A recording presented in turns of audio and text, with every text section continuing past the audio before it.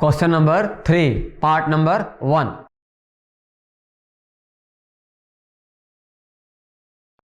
ये हमें question given है पार्ट नंबर 1 में 2x - 1 = 3।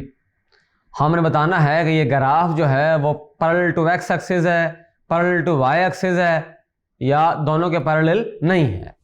तो पहले सिंप्लीफाई करेंगे इसको। 3 + 1 4, 2 से डिवाइड कर दें, उधर जाके दोनों तरफ कर दें तभी ठीक है। तो ये कैंसिल हो जाएगा, 2 रह जाएगा। x = 2 यानी कि पॉजिटिव कांस्टेंट आ गया, x कांस्टेंट आ गया, पॉजिटिव कांस्टेंट।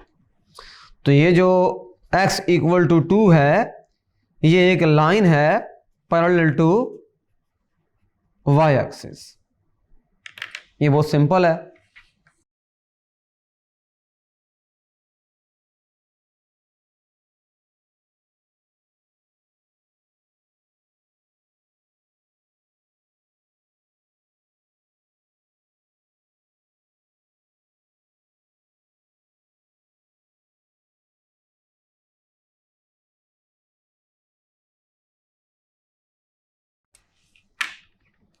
अगर हम सपोज कर लें कि यहां पर हमारे पास ओरिजिन है और ये हमारे पास x एक्सिस है और ये हमारे पास y एक्सिस है, तो ये 1 हो गया, ये 2 हो गया, और ये जो लाइन है ये बेसिकली यहां लाई कर रही है।